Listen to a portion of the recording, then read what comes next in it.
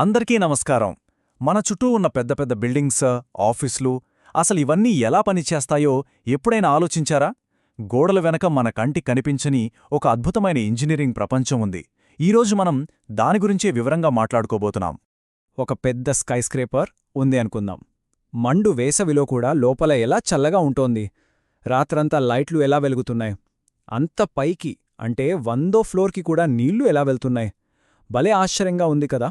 ఈ ప్రశ్నల వెలకే ఒక పెద్ద టెక్నాలజీ దాగుంది. ఆ టెక్నాలజీనే ఎంఈపీ. సింపుల్గా చెప్పాలంటే ఇది బిల్డింగ్స్కి ఒక లైఫ్ సపోర్ట్ సిస్టమ్ లాంటిదన్నమాట. ఎంఈపీ అంటే ఎం ఫర్ మెకానికల్, ఈ ఫర్ ఎలక్ట్రికల్, ఇంకా పీ ఫర్ ప్లంబింగ్. ఈ మూడు కలిస్తేనే ఏ బిల్డింగ్ అయినా మనకింత సౌకర్యంగా, సేఫ్గా ఉంటుంది. సరే, ఇప్పుడు ఒక్కొక్క దాని గురించి కొంచెం డీటెయిల్డ్గా చూద్దాం. ఫస్ట్ ఎం అంటే మెకానికల్. దీన్ని ఆ బిల్డింగ్ యొక్క ఊపిరితిత్తులు అని అనుకోవచ్చు. అంటే మన బాడీకి లంగ్స్ ఎలాగో బిల్డింగ్కి మెకానికల్ సిస్టమ్ అలాగన్మాట. మరి ఈ మెకానికల్ సిస్టంలో ఏముంటాయి? అన్నీ గాలికి, టెంపరేచర్కి సంబంధించినవే. అంటే హీటింగ్, వెంటిలేషన్, ఎయిర్ కండిషనింగ్. దీన్నే షార్ట్గా హెచ్వీఏసీ అంటారు. తర్వాత ఫ్రెష్ ఎయిర్ని లోపలికి తేవటం, లోపలున్న వేడిగాలిని బయటికి పంపడం. అంతేకాదు ఫైర్ యాక్సిడెంట్స్ లాంటివైనప్పుడు పొగను కంట్రోల్ చేయడం కూడా దీని పనే. ఇక్కడ కొన్ని టెక్నికల్ పదాలు కనిపిస్తున్నాయి కదా, వాటిని చూసి కన్ఫ్యూజ్ అవ్వద్దు. చాలా సింపుల్. ఉదాహరణకి సిఎఫ్ఎం అంటే ఎంత గాలి లోపలికి వస్తుంది, బయటకు వెళ్తుంది అని చెప్పేది. అలాగే టీఆర్ అంటే ఆ ఏసీ సిస్టమ్కి ఎంత కూలింగ్ పవర్ ఉంది అని చెప్పేది. చూసారా, ఇవన్నీ సిస్టమ్ ఎంత బాగా పనిచేస్తుందో చెప్పే లెక్కలు అంతే. సో ఫైనల్గా చెప్పాలంటే ఈ మెకానికల్ సిస్టమ్ అంతా చేసేది ఒకే పని. లోపలున్న వాళ్ళందరికీ మంచి ఫ్రెష్ ఎయిర్ని, పర్ఫెక్ట్ టెంపరేచర్ని ఇవ్వడం. సరే, ఇప్పుడు రెండోది ఈ అంటే ఎలక్ట్రికల్. మెకానికల్ని లంగ్స్ అనుకుంటే ఎలక్ట్రికల్ని బిల్డింగ్ యొక్క నర్వస్ సిస్టమ్ అంటే నాడీ వ్యవస్థ అనుకోవచ్చు. పవర్ని, ఇన్ఫర్మేషన్ని బిల్డింగ్ మొత్తం సప్లై చేసేది ఇదే. ఎలక్ట్రికల్ అనగానే మనకి గుర్తొచ్చేది లైట్లు, ఫ్యాన్లు మాత్రమే. కానీ అది ఒక్కటే కాదు. పవర్ డిస్ట్రిబ్యూషన్, లైటింగ్, సేఫ్టీ కోసం ఎర్తింగ్, పిడుగుల నుంచి రక్షణ, ఇవి కాకుండా సీసీటీవీ కెమెరాలు, ఫైర్ అలారమ్స్, మన ఇంటర్నెట్ డేటా, ఇవన్నీ కూడా ఎలక్ట్రికల్ సిస్టంలో భాగమే. ఇక్కడ కూడా కొన్ని టెక్నికల్ పదాలున్నాయి. వీటిని కూడా సింపుల్గా చూద్దాం. లోడ్ క్యాల్క్యులేషన్ అంటే ఏంటి? ఆ బిల్డింగ్కి మొత్తం ఎంత పవర్ కావాలో లెక్కేయడమన్నమాట.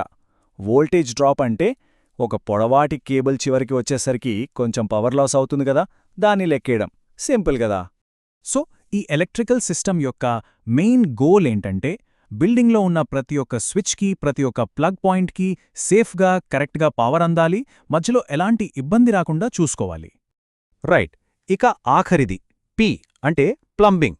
దీన్ని మన శరీరంలో ఉండే బ్లడ్ సర్క్యులేషన్ సిస్టంతో పోల్చొచ్చు. అంటే ధమనులు, సిరలు లాంటిదనమాట. దీని పని ఒక టూవే ట్రాఫిక్ లాంటిది.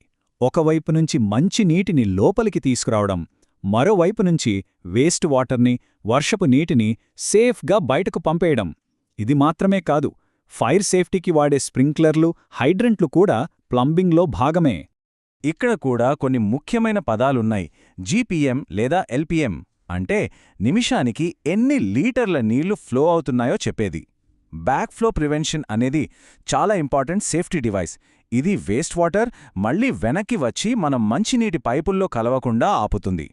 ఇది చాలా చాలా ముఖ్యం. So plumbing system goals clear కదా. మంచినీళ్లు లోపలికి, చెడు నీళ్లు బయటకు, ఇంకా ఫైర్ సేఫ్టీకి ఎప్పుడూ రెడీగా ఉండటం. ఓకే, మనం బిల్డింగ్ యొక్క ఊపిరితిత్తులు, నాడీ వ్యవస్థ, రక్త ప్రసరణ వ్యవస్థ ఇలా అన్నిటినీ విడివిడిగా చూశాం.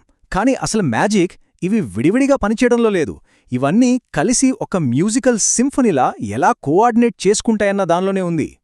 మరి ఈ సింఫనీలో శృతి తప్పితే, అంటే కోఆర్డినేషన్ సరిగ్గా లేకపోతే ఏమవుతుంది?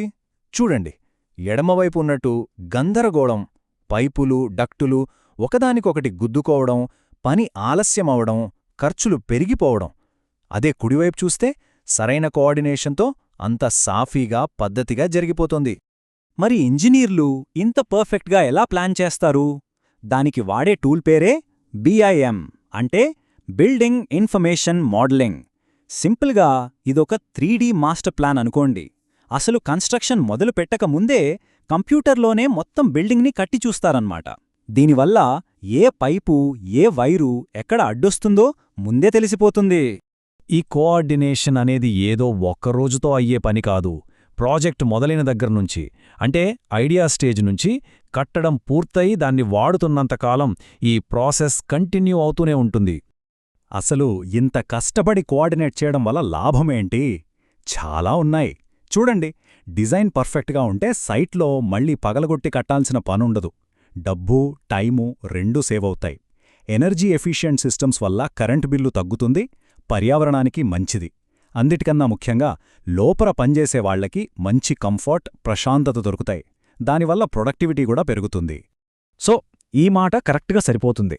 ఎంఈపీ అనేది ఏదో సపోర్టింగ్ సిస్టమ్ కాదు, అది ఆధునిక నిర్మాణానికి గుండె లాంటిది. ఇది లేకపోతే ఏ బిల్డింగ్ లేదు.